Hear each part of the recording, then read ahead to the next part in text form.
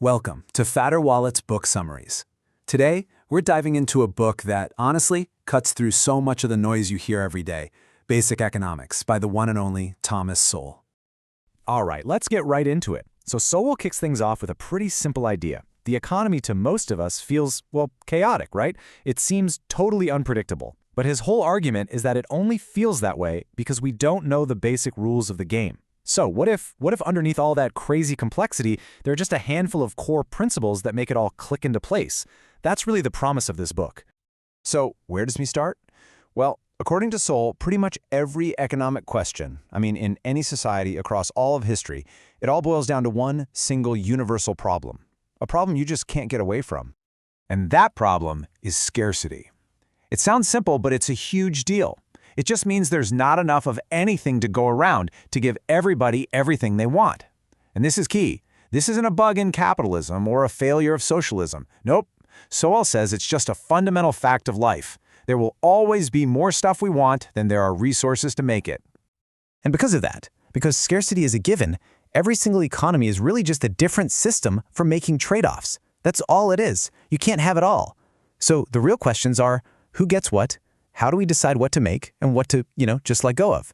At their core, these aren't really political questions. They're questions about allocation, and scarcity forces us to answer them. Okay, so how does a market economy deal with this giant coordination problem? Is there some central committee in a dark room making all the decisions? Not at all. Sowell explains it uses this amazing, decentralized, almost automatic system of signals to make everything work. And what are those signals? They're prices. Now, it's so easy to think of prices as just arbitrary numbers slapped on a product, but they're not. Think of them like tiny messengers, constantly zipping around the globe carrying information. A price tells you how badly people want something and how much of it is actually available. It's what allows literally millions of us to coordinate our actions without ever having to talk to each other. It's kind of mind-blowing when you think about it. And this is a perfect example of how that works. Let's just walk through it.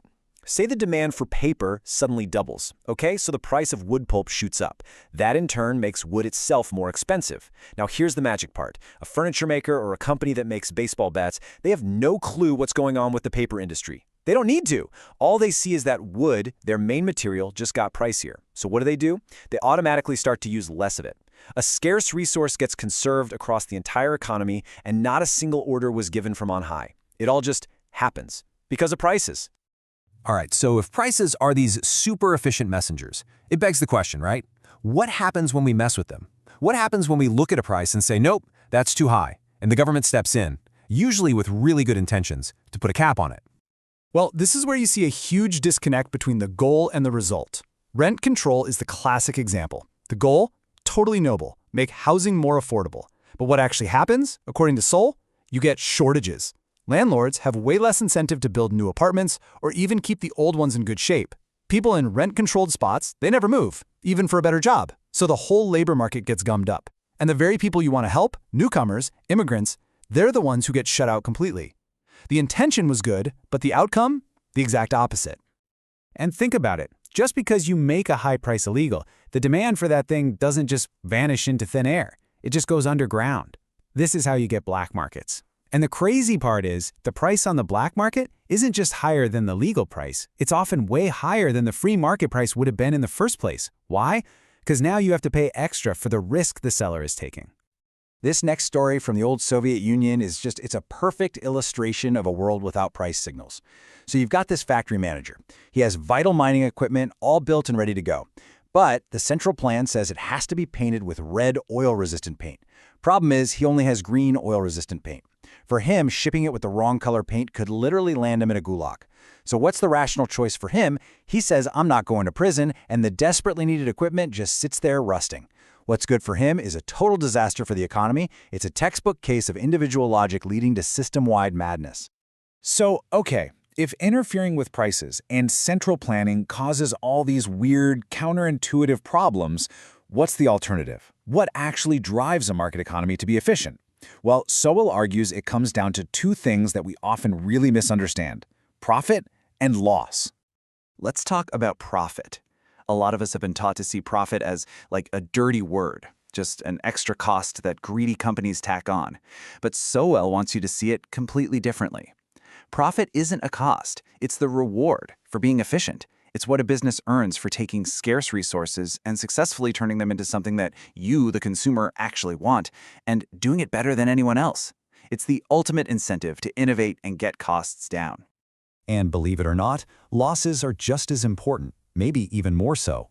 A loss is the market's brutal, honest way of screaming, "Stop, you are wasting society's resources." Think about it. A company that's constantly losing money is tying up people, materials, and buildings that could be used for something much more productive. So bankruptcy, it's not some tragedy for the economy, it's actually a vital, healthy cleanup process. It frees up those wasted resources so they can be put to better use somewhere else. And here's a real-world look at that in action. When a Walmart moved in near a Kroger, the Kroger manager had to slash worker hours by a whopping 30 to 40%. Not because he was a bad guy, but because he had no choice. The competition forced him to get leaner and lower his prices to survive. And that's the takeaway here. This relentless competition, it forces everybody to get more efficient. And who wins at the end of the day? We do, the consumer. We're the ones who get the lower prices and the better stuff because of this constant battle. So when you pull it all together, what's the big idea? What's the main takeaway? It's not about memorizing a bunch of economic facts. It's about learning a whole new way to think, a new way to see the world. Sowell has a great name for it, thinking beyond stage one. And I absolutely love this analogy he uses. He says, Newton wasn't famous because he was the first guy to see an apple fall from a tree. Lots of people saw that. He was famous because he was the first one to understand what it meant. That's the difference. Seeing the immediate effect of a policy, that's stage one. That's seeing the apple fall. But thinking like an economist means being like Newton. It means asking, okay, but what happens next? What are the long-term ripples? What are the hidden consequences that nobody is talking about? And really, that's the challenge the book leaves you with. It's not a set of answers. It's a tool for thinking. So the next time you hear about some new law or policy, don't just stop at what it's supposed to do. Ask the next question, and then what? Look for those ripple effects. Always ask, what are the unintended consequences? If you start thinking that way, you're on the path to really understanding how the world works. Thanks so much for joining us for this look at Thomas Sowell's Basic Economics. We really hope it gave you a new way to think about things. This has been Fatter Wallets.